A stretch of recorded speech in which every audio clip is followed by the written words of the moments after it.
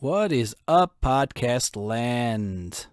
Episode number 110 of the Behind the Barricade Podcast, featuring Mr. Spencer Maybe of A War Within, is brought to you by Silence and Solitude. Based out of Southern New Jersey, Silence and Solitude is a metalcore quintet that consists of Shane Roxas, Colby Hempel, Kobe Mitchell, Alexander Coates, and Justin Pomper. The band formed in early 2015 and made their debut in September of the following year, 2016, having spent the previous year writing and recording.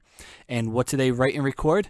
Well, none other than their debut album Resurgence that came out in December of last year, and it debuted at number 20 on the iTunes metal charts. So I'm guessing this album beat a Slayer album.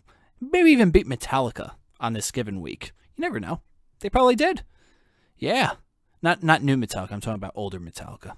I don't know. I don't read the iTunes charts. Sorry, guys. But other than Resurgence, they released music videos for their singles Suffering, Deceiver, and for the cover of Mariah Carey's All I Want for Christmas Is You. But if you don't want to take my word for it, you don't want to take the band's word for it, how about New Transcendence? They called Resurgence a must-listen for 2016, and without a doubt, it's especially for fans of metal and its subgenres. So if you're looking for something that is emotionally powerful, but not too whiny, aggressive, but not hate-filled, and will stand the test of time, this is the album you've been searching for. For more information, visit www.silenceandsolitude.com.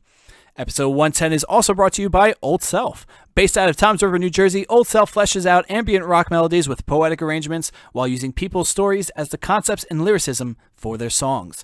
They help bring people's dark thoughts to the public in a very unique manner. Their hope is to reach out to not only their fan base, but to everyone they come across with in a therapeutic way.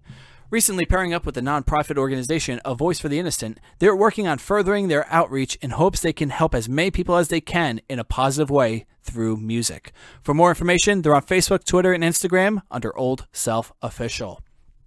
Episode 110 is also brought to you by From the Deafs. Forming in 2012, From the Deafs is a 5-piece metalcore band hailing from northern New Jersey. They have 2 releases under their belt, their EP The Last Time and their full-length Animosity. Along with playing shows as much as possible, they're writing music for another release coming in the near future. For more information, they're on Facebook, Twitter, and Instagram under From the Deafs NJ. And last but not least, episode 110 is brought to you by those Seattle good guys named 627. So imagine the Foo Fighters and Muse stuffed in an underground studio during the nuclear holocaust with nothing but Weezer and Radiohead albums to session. Yeah, I'd like to be a fly on that wall too. But now you can, thanks to 627, delivering the attitude of an underdog and the punch of a champion. 627's chunky guitar riffs, charismatic vocals, and emotional solos are the most beautiful ass-whooping your ears will have ever taken. For more information, you can hit up dub7records.com and like them on Facebook, facebook.com/627-627. That's facebook.com/SIXTWOSEVEN and the numbers 627. So there you go. And that's it. So let's get right into it. We have Daniel and we have Sarah. And they're talking with Spencer Maybe of A War Within. And that happens right now. From out of the wasteland of generic podcasts and radio shows, one has emerged. It prides itself on having conversations with the most talented musicians from all over the world. If you like a boring question and answer interview, this isn't for you. If you want deep conversations about anything and everything, you've come to the right place. Your new favorite show starts now, and its name is Behind the Barricade.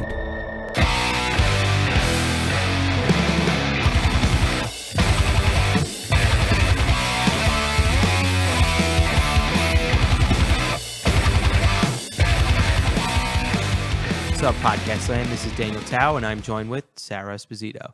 On this episode of the podcast, we talk with Spencer from A War Within, metal band based out of Detroit, Michigan. We go over a bunch of topics, including being healthy on the road and tips that you can do to basically make your job as a singer much more easier. We go over the struggle of being in a band and trying to make it, and being in and out of members, and just how hard it is to really be a musician trying to make it in this industry. We also go over the differences between pop and metal music, sale product on their website, which is actually $40 for vocal lessons, which is pretty cool. Affiliation that they have with Orange Amps and 2 other companies, and also a competition for Warped Tour that they are currently in 2nd place. Well, without further ado, I present to you A War Within. Let's do it. So do we interrupt your dinner? Oh, no, it's all good, man. What are you eating for dinner? I got to be like Brad Pitt and eating in every interview. Really? He does that? Oh, he eats in a lot of his movies, though. Really? What are you having? Yeah, watch all the Ocean's movies. And he's eating. What movie? Now that you mention it, I'm trying to think that I like just picture Brad Pitt in this movie I've definitely seen, which I don't know the name. I'm just picturing him eating something, and I know that it's been in a movie that I've seen. Burn After Reading, he eats in a lot of the scenes. Mm-hmm. Why do you think that is? I don't know. It's like I gotta keep my blood sugar up or whatever. Yeah, maybe from all the working out. Yeah, that's true. I'm having rice. Was this rice pilaf, right? Rice pilaf with chicken and peas and carrots. Mm-hmm. So I'm guessing someone else made it for you, if you're asking.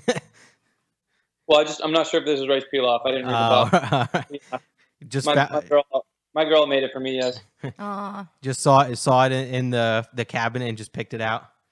Yes. I was like, box of stuff. Want yes. Do you pay close attention to your diet or anything, or? Not super. I mean, you're in the middle. Mm-hmm. Would you say? I wouldn't say.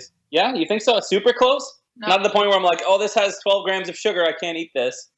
Mm-hmm. But yeah, no, I try to eat healthy. When you're in a touring band, it's just like eating healthy is becomes a different lifestyle. So you kind of pay attention a little bit to what you're eating. Yeah. So your name is Spencer. What do you do in the band? Are you the singer? Me and Nigel switch on guitar, but yeah, I do all the singing. Mm-hmm. Cool. Yeah. So I hear a lot too. I've discussed this on previous podcasts. The singer from Red. I know I don't know if you ever heard of that band. They're like a kind of So the lead singer, he says he doesn't drink caffeine, but if he does, he tries to keep it like green tea, never black tea. Or coffee. Yeah, exactly. Yeah, and then like in the morning, he'll not talk to anybody until he hydrates his vocals. He's like very regimented with that shit. I feel like I've been on enough tours now that I kind of know my body, so I know it's feeling like shit. I'll actually get before every tour, I'll make sure that I have some lozenges. Mm-hmm. I don't know if they're sugar free or not, but I'll just make sure I have some lozenges. And sometimes I'll get like the throat numbing stuff. What is that called? Cepacol. Yeah.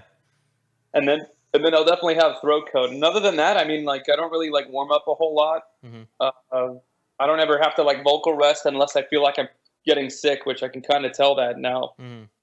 Yeah, I actually just watched a video of it was the band Breaking Benjamin. They did like an acoustic song, and I saw the lead singer was chewing gum, and there was like all these comments, and people were saying that he has like a throat condition from smoking and drinking a lot, so he chews menthol gum to kind of I guess counteract it and help him sing.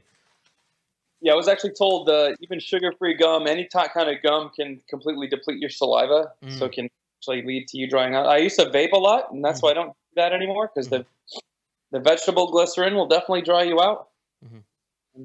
So it's a little bit different of a monster to become a vocalist instead of I mean, I've been everything in this band except for drums. Yeah. So well, I mean, it's crazy because there's a lot of bands that we talk to that really don't care, that don't pay attention. It's crazy that you actually know all these things. And do you think it's because you have challenges when you're singing without these things, or it's just you feel like you're on your A game when you're doing like, chewing the gum and things like that? Well, back when I used to do vocal covers, I was chewing gum in the videos, and I actually got like that, like a comment attack style. Like, motherfuckers chewing gum. Yeah, right. No, I feel like it's kind of just been developed over since I've taken over as a vocalist. Mm-hmm. It's just I don't know. I like to try to up my game as best as possible, and yeah, try to be on my A game every time. Because I mean, I feel like if anyone's going to get critiqued, it's usually the vocalist and then maybe the drummer next, because they're the most instruments that you can usually hear at every show. Mm-hmm. I would have thought you would have said guitar. Maybe if it's like lead, but no. Usually people they'll hear the beat before they'll hear the guitar. I mean, most of the time I hear, at least from listening, a listening standpoint, people will complain they can never hear the guitar on stage. Yeah, that's true. Mm-hmm. So, and Danny's a drummer, so that's why. I mean, drummers are important to me. I'm always looking at drummers, but it's just weird to hear somebody else say that because usually it's the vocalist and the guitar player. Nah, man. If modern day society hasn't taught you anything, that like the most popular style of music right now is rap, and that's literally just vocals and drums. Mm-hmm. Yeah, beats. There's barely any melody at all in those a lot of those songs. So it's just the beat and then the vocals, but not obviously vocals first. Yeah, and that's why when I hear some songs by like 50 Cent and Eminem, obviously 50 Cent like kind of no longer, but that's when I hear songs with like that kind of style in it, it kind of catches my ear because you hear a lot of freaking rap songs, like you said, it's just like beats and like kind of like a horrible, very simplified melody going on in the background and then just rap. So then when you hear like that really melodic Eminem song or 50 Cent song or whatever, I'm not usually really sampling. Yeah, I'm not really too into rap, so that's like as far as I'll go. Yeah, but when I hear that, it catches my ear. A lot of Tupac songs kind of like dig a lot of that stuff where it's very like they obviously took a good sample, like some of the old Motown-y, like the old rap too, where they took like an old Motown beat and kept some of the old Motown instrumentals in there. Mm-hmm. Yeah, I mean, I hear every once in a while from like a Jay-Z song, or I hear from Dr. Dre. Like he had some pretty melodic ones back in the day, but again, it just has like that thing repeating in the background. It's just got like a couple notes. Yeah. Well, yeah, but that's the thing. It's so funny because it just repeats like the whole song. Yes. You just have that like freaking, all right, let's just roll with this. Usually the beat does too. I mean, that's kind of how that you construct rap is you start with just 2 bars and that's the entire song musically. Well, you said you played drums in the band. Do you ever hear like a rap song like that and just kind of be like, man, if I just played an electronic kit, I could totally like blow the doors off this thing? I actually, the drums is the only thing I haven't played in a band, but on our first record, I did program the drums. But yeah, actually, even without any prior like drum training, I mean, I can play a mean rock band Guitar Hero, so I could probably I can totally be a live drummer on a hip hop live act. But it's just like so many times I'm like, I could just throw like a crazy double bass fill in there or something on the toms. I'm like, dude, just throw it. Like it would be so much more catchy and so much more crazy. Like if they had not even programmed, like or even programmed, just having like a drummer behind the seat playing an electronic kit or programming it in the system. Like it could just be crazy. Yeah, it always blows my mind. We were in Poughkeepsie, New York, like a couple of weeks ago on tour, and they had a rap show going on downstairs. It was super hype, and it just kind of blew my mind. They literally just had a table with 2 DJs up on the stage, and I was like, man, that's kind of lame, but but that's like it makes it so cheap and easy to be a rap artist. Is that you don't need a band, you don't need any equipment. At least if you have equipment, all you need is just a briefcase. Yeah, case worth. So yeah, I mean, I would say too, if you don't have a producer, you need to know how to use like recording software. You need to use that or mixing and all that shit. But like you said, other than that, you could write an easy mixtape or something just with you and your computer and a microphone. Yeah, a lot of the ones that I talk to, a lot of hip hop rap artists that I talk to, they either do it themselves or they have a good buddy that they've known for a long time that just helps them with it. Yeah. Other than they buy beats off the internet. That's probably a very common thing. Yeah.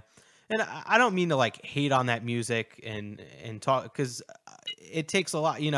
There's a difference between someone who actually like makes it and makes good rap songs, because you can compare it to that. But it's just when I see the amount of work that goes into like a popular rap song, and then I see the amount of work that goes into like metal, as much as people like talk down about metal and stuff like that, because it's screaming and like the devil or whatever, you have to like sit back and tell these people, do you know how long it takes for that guy to learn and be able to play like that shredding guitar solo? How long does it take for that rapper to rap? Like, of course, that's a craft. You could be skilled in that, and it takes time to learn that. But come on, dude, like a crazy guitar solo compared to like the pop music that's out there nowadays. Like you said, it's such an easy process compared to someone taking 10 years to learn how to play like that. To I feel like you're talking two different things. You're talking like the ability to rap and to do it well. I mean, a lot of people pride their freestyling skills. That's where the difficulty is. But to make a beat is not very hard. Like shit, any kid with Fruity Loops and a MacBook can do that. Well, I'm just saying, like, when you hear the instrumentation, like, that's in a pop song, and, like you said, comparing it to a rap song, there's no comparison. Like, the amount of skill it takes to play metal guitar, it almost trumps it, like, every time. Ed Sheeran is probably, like, my favorite pop artist, and he literally is the band. He'll, like, the new song, The Shape of You, that's out right now, it's literally a looped version, because actually I don't think he has any real percussion in it, but that's how that guy got started, and it's like the skill that he has to be able to sing and to be able to not even just perform it without like perfecting a take. So he will sing a part, and then he'll like sing a harmony on top of that part in a loop succession. So he's got to be able to, if he hits that first one wrong, he's fucked. But the skills that he's managed off of doing that is like that's kind of mind blowing to me, because then he's just like such a good singer, such a good songwriter. He's limited by how the sounds he can make, but he's not limited by the skill he can record himself. Is really what it is. Yeah, and like Lady Gaga, Adele. They're great performers and they're great singers. So like that, you can kind of compare it a little bit to like metal guitar.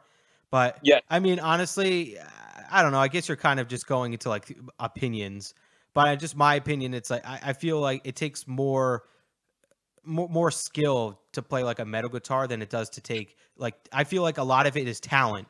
You know, like Adele, she was born with that freaking amazing voice. Of course, it took her years to perfect it, but again, I don't think the metal guitar was just born to freaking like go nuts and go crazy. I just feel that's what you're referring to. Like Eddie Van Halen is years and years of practicing, probably in his basement doing nothing but practicing, as opposed to like being born with a gift that just shred, like pick it up and shred.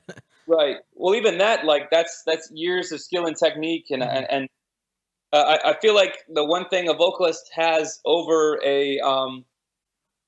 somebody who's got like a guitar or a piano or something like that is like, singing is a piece of you, so it can kind of sound different. But as far as to change your sound, if you're a guitar player, bassist, pianist, it's an extra piece of equipment that has to be attached to you.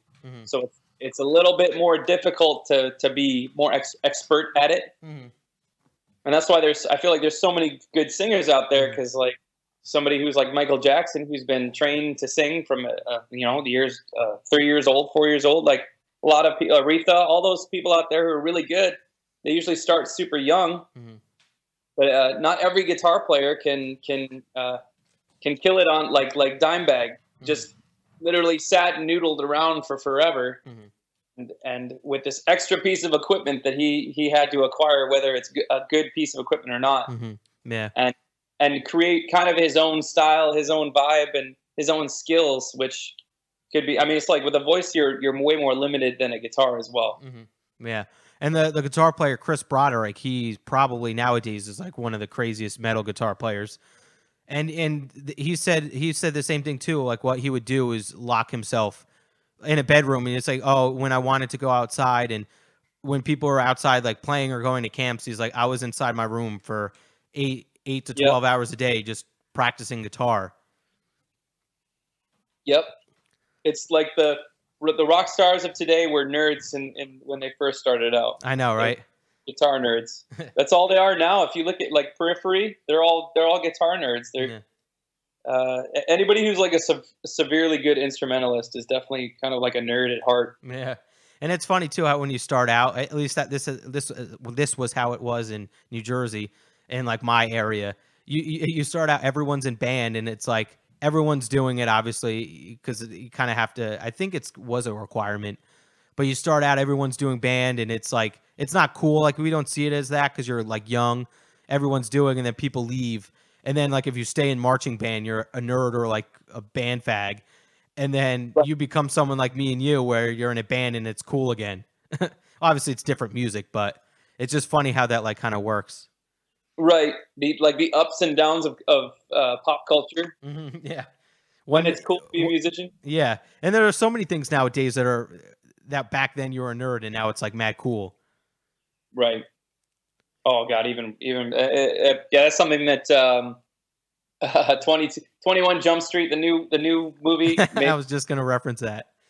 How it's cool to be a nerd and to care about stuff and not to be a jock. And all that If you're stuff. a jock, you're hated.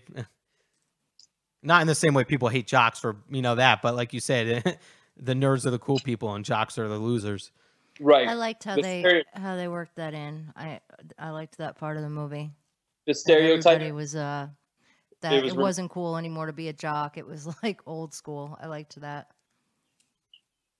Yeah, they totally poked fun at the 80s stereotypes in those movies. So much. Mm-hmm. But I mean, that's also kind of a reason why I like metal. I feel like I'm unique. I'm like, this is cool. Pop music is obviously it's what it is, but I like metal, right? And I play video games. I do all these things to be unique, and I feel like that makes you cool. That you're unique and you're different. That you don't like the same style of music everyone else does.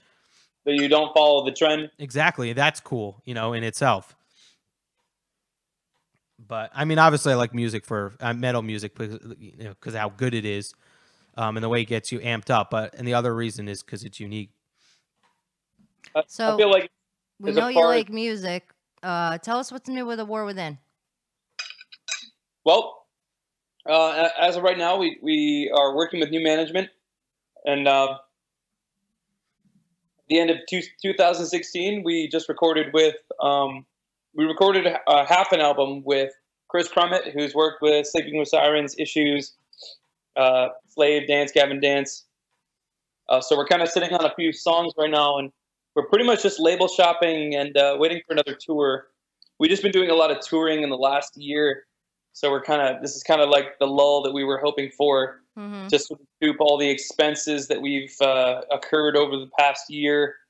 And it's definitely not easy continuing to tour all year long when you don't make money when you're out there on the road. It's the band can make the money, but like the members themselves, the bills and stuff pile up when you're on the road and all that stuff. How long were you guys on the road for? We did over 120 days last year. Wow. Damn. Yeah. That's incredible. Yeah, we kind of had it in our heads that it was good to just tour our asses off, which that's kind of why we're taking a lull. Is we're trying to be a little bit more picky now that we've got our name out there a bit. Trying to get the right tours and not just any tour. So that's really commendable. 120 days. Thank you. Yeah, it makes me surprised at how well we do. We're not like the biggest CD sales band, even though I'd love to see some other bands true CD sales and ticket sales. But we hustle really hard. We're still trying to figure out kind of our market a little bit. I mean, we're not even 3 years old as a band. But we like to stay active. We like to push really hard. We're aiming to try to release probably album number 3 early next year. We'll see. It just really depends. We're hoping that a label will be in the picture and a signing will occur, and then an agent or vice versa occur in the near future. Just because we're looking for the next step. We're looking to be a band that's now considered professional, not just in our eyes, in the eyes of fans and eyes of the industry itself. So we're waiting for that step to truly kick in with the team that we're trying to build around us. Well, I liked the and checking you guys out online. I liked you appear to be very fun-loving. You look like you guys get along. You look like you're just having a great time, and you really, really want to make your fans happy and please your fans and be out there meeting your fans, talking with them, and you show appreciation. But I also read, about you getting rid of drama. That was a big part that you got rid of a lot of drama in the band. I don't really want to talk about the drama because that kind of brings it back into the light. But how do you keep that vibe? How do you keep it drama free? I feel like at this point, the level that this band is at, where we don't have that label support, we don't have that team behind us, keeping a solid band together and just keeping it running, whether it's just going on tours, releasing music, anything like that, being productive, it's really hard. we're like on that cusp of where we're not really a local band anymore. Mm-hmm. We're tipping into the national band, and we're trying to do it ourselves. Mm-hmm. Which, if anyone ever tried to do that, it's super hard to do it by yourself, because you're pretty much your own label, you're your own agent, your own management. Mm-hmm. You're doing it all yourself, and it's very scary. It's very it's very frightening. It's a very frightening thing to realize. It's like, at the end of the day, you're surviving in the wilderness. Mm-hmm. Even though you might have some fans you can fall back on, but at the end of the day, it's really up to you. Mm-hmm. Yes, as far as the hardships, man, I don't know if it's just singling myself out, but it's like I don't know of too many bands that have gone through the same shit as us, being at this level, like without as much success. Mm-hmm. Mm-hmm. Well, yeah, it's only been 3 years, and you guys have like 20,000 likes on Facebook, so that there's shows you something. There's other bands that have more success that have had similar troubles, like vehicle issues, member issues. But it's like, as far as I can tell, it's like with the amount of success that we've had, like dealing with the troubles and all the pitfalls and all that stuff, I feel like we've overcome them as much as possible, Mm-hmm. and done really well to keep the train moving. Mm-hmm. But yeah, you were basically asking for advice. Like, if you're in another up and coming band, how is it that we find a way to push through? Yeah. Is that your question? That's it. Well, back when this band originally started, it was kind of started out of just sheer frustration, and so it's kind of continued as thus. Okay. But at the end of the day, like me myself, as far as the other guys in the band, and for any of you listening out there that feel like that this is a path for you, it's a very dangerous and unsure path, and it's definitely one of the hardest paths I'm sure most people would take in a lifetime, being any sort of media entertainment, whether you're a comedian, a actor, director, producer.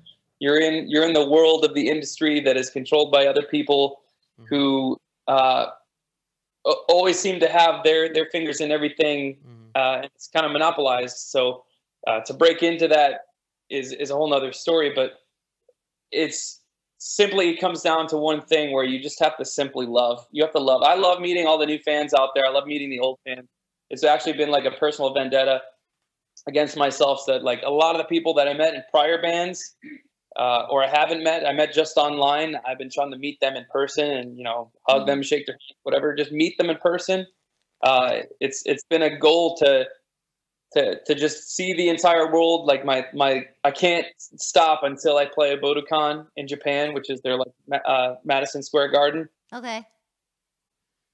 But I've set these goals a long time ago, and it's taken me this long to get here, and I'm still not as satisfied as I'd like to be. And maybe that's like the true drive inside me, is that it's my lack of satisfaction. As the philosopher Jagger, was it Jagger?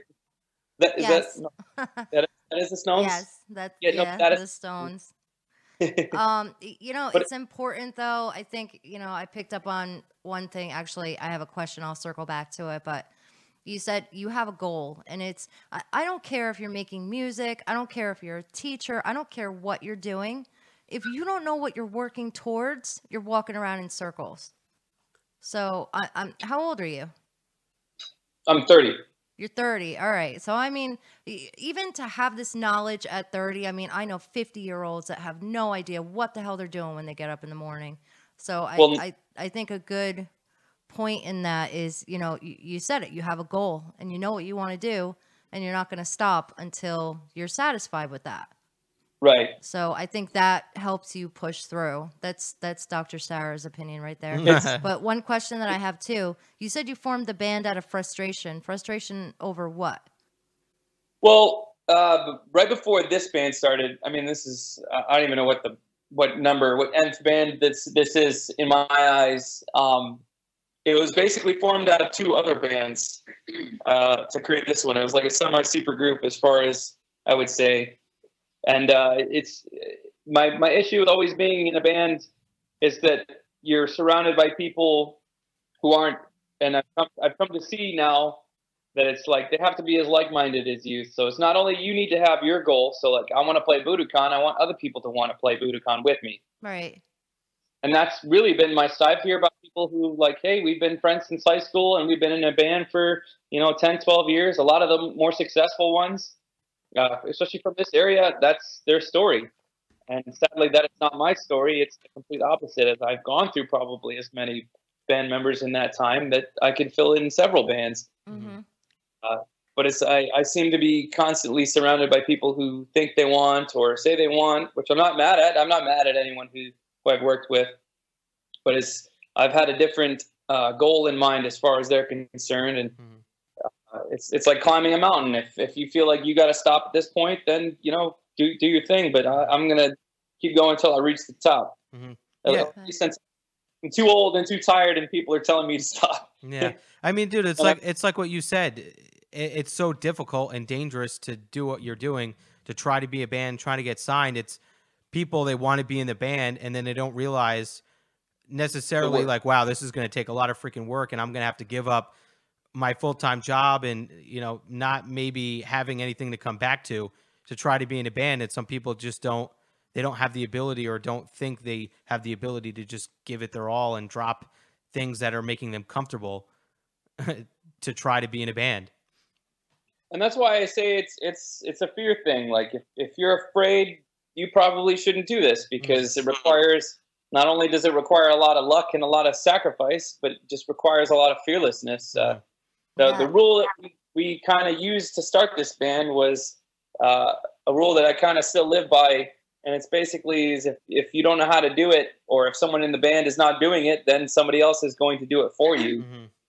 And it's just you kind of become dead weight. And maybe that's why I've lost so many members, maybe not. But I feel like it's at least the illusion of success that I've achieved through my drive.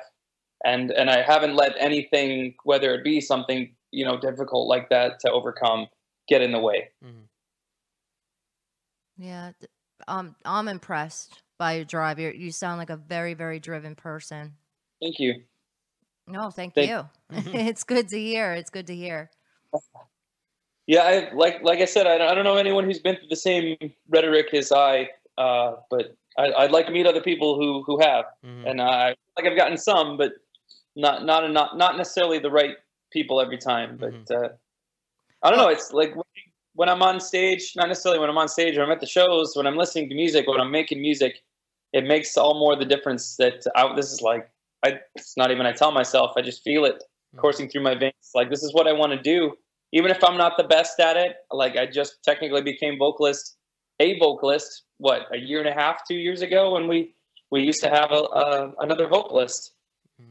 So it's like, well, what can I do? I can either quit, or option B would be to look for another vocalist. Who knows how long that take? Mm-hmm.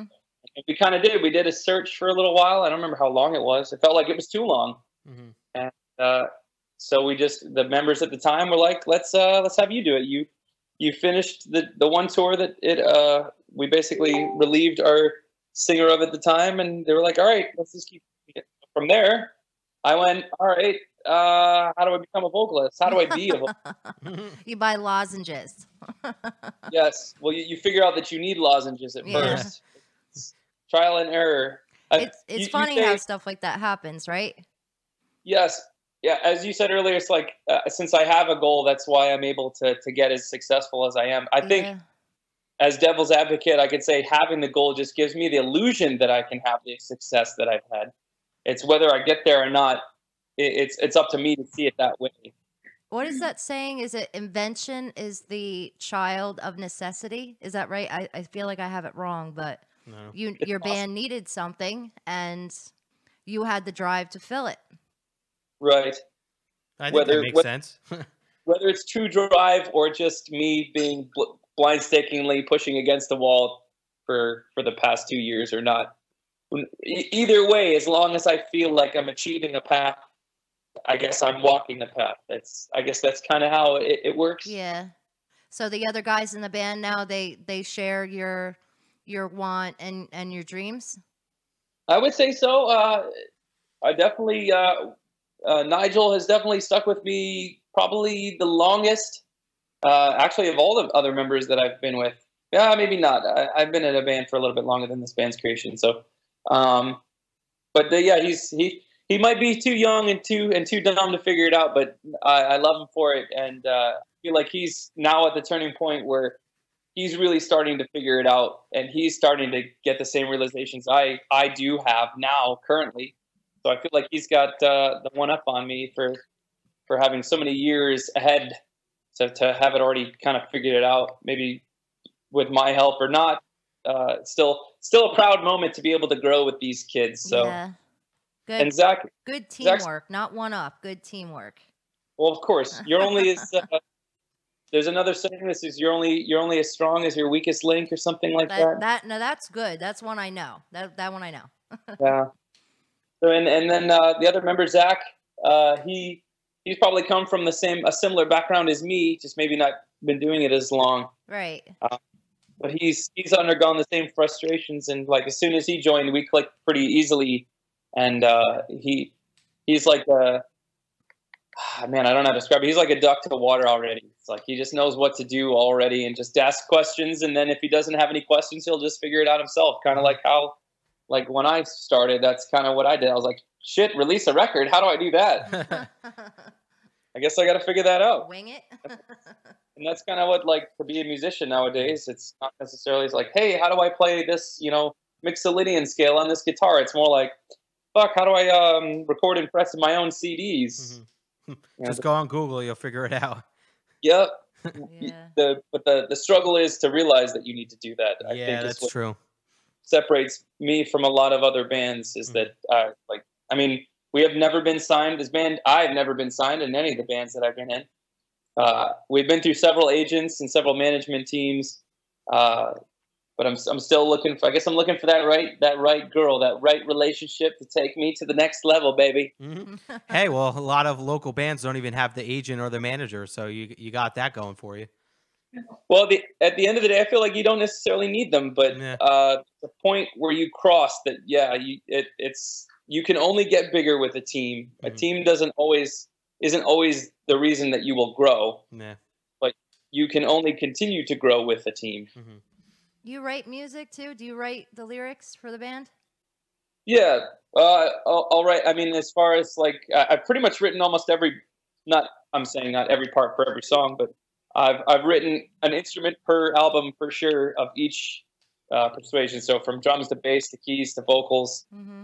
I've written once in the lifespan of the band. Because I was gonna say, if you don't write, you should write because you speak very well. Well, thank you. Your philosophies, your views on things, you should put that down. I can think like real good and stuff. You're educated. I went to public school. We do the brain thing. It's easy. It's easy to be a good writer when you can ratify a situation and you can solidify and make an album. I think you should be a voice actor too. Yeah. I've tried. I think people have now newly discovered that I've had so little friends for so long that I've had to make my own. Okay. You got like cardboard. So you got multiple personalities. No, it's like I've always enjoyed anything from TV, movies, video games to music. So I've kind of immersed myself in all things that are somewhat solidarity. Mm-hmm. That's okay. You got to be comfortable with yourself. Mm-hmm. That's rule number one. Of course, but that's how I now gain these new friends. This is how I am here talking to you guys. Mm-hmm. Exactly. So Spencer, give us some contact information for you. Where can we find you? Where can we find A War Within? Okay, so the band's main sites are awwmusic.com. That's where you can get all the links to the merchandise, the YouTube. I think we have a contact section. I'll check. We're on every social media. Facebook is A War Within Band, I think. Mm-hmm. Let me double check while I'm on this lovely computer. Yeah, it's A War Within. Facebook.com/A War Within Band. Our Twitter is A War Within Music. Our Instagram is A War Within. Pornhub is A War Within Music. Just kidding. Pornhub /A War Within. Yeah, that's pretty much like all the main hubs that people discover music. I mean, we're all over the place. Every time we release music, I try to make sure we hit every digital distribution store and download capability. I'm sure there's plenty of other free sites that we're on as well. But Spotify, Pandora, Google Play, Sony Music, Apple Music, iTunes. We're everywhere where music can be sold. You can probably find a song or download or whatever. Yeah, you got to put your music out there every way possible. Yeah. You can also add me on Snapchat. My username is Spencer Maybe, SpencerMaybe. Here we go. Add me on Snapchat. So now on your website, the 2 tour dates, April 9th and the 13th, is that current? No, those are actually the funny thing. So another hub that we're on is Bands in Town, and I think what happened was the promoters of those shows haven't updated their Bands in Town account yet. I see. So yeah, we're without a show. We're hoping we're going to get Warped Tour, considering we're what? I think we're second right now. Oh, nice. We've been battling another band on the contest, even though it's like we could be first out of what 12,000 or whatever is up there, and we could still not win the main stage slot.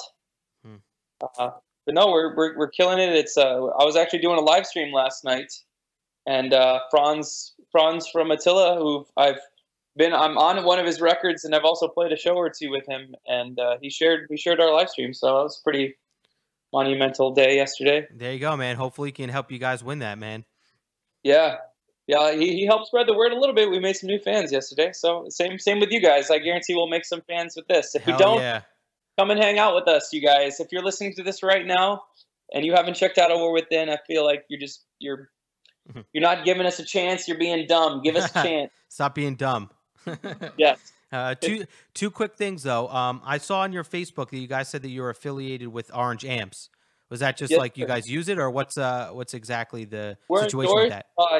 We're endorsed by I think at least 3 companies to my knowledge. One is Orange. Another one is DiMarzio. They do like accessories, pickups. And then another is a pick company called Intune. So shout out to all 3 of those guys, even though I feel like Orange, a lot of people are endorsed by Orange, so maybe it's not a super huge deal. But yeah, I've been playing an Orange. I have an Orange amp. I've had one for, good God, long ass time. I don't even remember when I first got it. But I fell in love with them probably maybe 10 years ago, 7 years ago. Back when I was much younger, I probably wasn't even playing metal yet. I was playing more rock. And they're such good amps. They have nice, good, clean, punchy tones.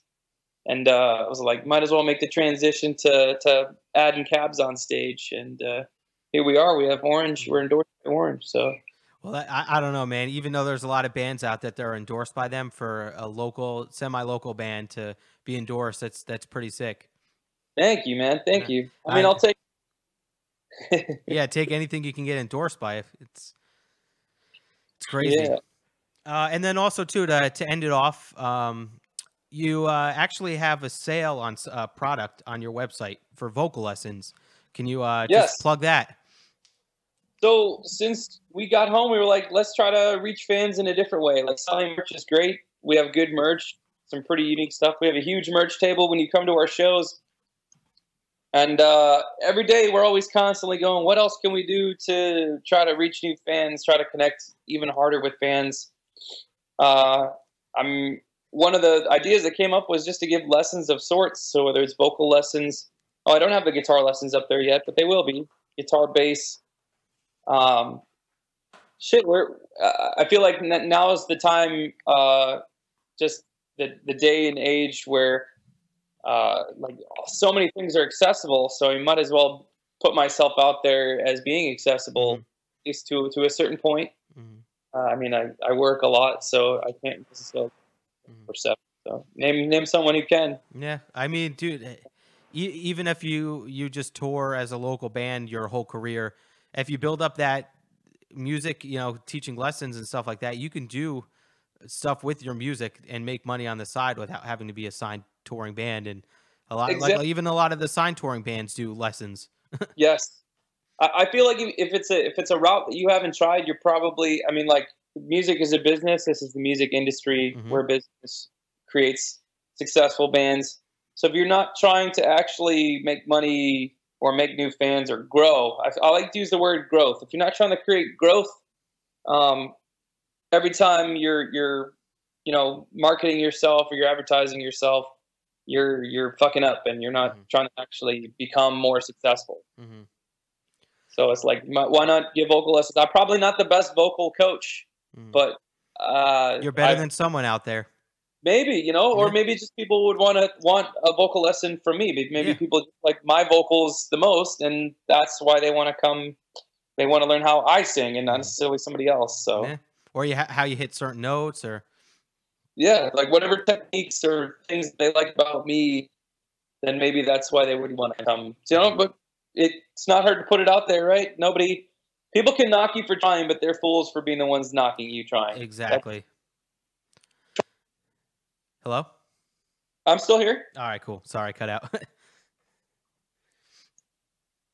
All right, man. So I think that's all we got left for tonight. To end the episode, we like to feature the band, one of the songs of the band that we're interviewing. So what song would you like to choose? I would pick. It's always a toss-up because I always want to pick what I like as compared to what I feel like the fans like. Other people would like. Yeah. If you're gonna pick what the fans like, I would choose something like "Slave," "A New Hope," or "Mirrors." Maybe "Hell Is Empty." Mm-hmm. "Hell Is Empty" is like a good track that I like. It's like a good throwback to when I was younger. Mm-hmm. Another track that I like that always gets unsung is like "The Hunter and the Lion." It's a little bit less metal than the rest of our metal tracks, but a lot of people also like "We Are Legion," and I did say "Mirrors," right? I think so. Right. Yeah, so I mean, what's your favorite track, man? I'm trying to think. What there was the first one on your website. I don't. Do you have a track that starts with O? It's kind of stupid. Is it Promises? Promise. I think that was it. Yeah, it's the starting track of the album. It kind of reminded me of like Miss May I.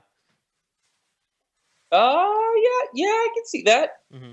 I can see that. Promises. That one and "We Are Legion" are like totally Miss May I feel. All right, so let's go with what you said. "We Are Legion." Yeah, we can go with "We Are Legion." All right, let's go with that. Sounds good to me, man. All right, Spencer. We had a blast talking with you. You seem like you have an awesome head on top of your shoulders. Thank you, you guys are doing pretty good. So good luck with the Warped Tour, and hopefully you guys get signed soon. Thank you so much, man. I appreciate you guys taking the time and letting me shoot the shit and embarrass myself on the internet. Right? Nah, you're good. All right, man. Have a good night and enjoy yourself. Thank you. You guys too. No problem.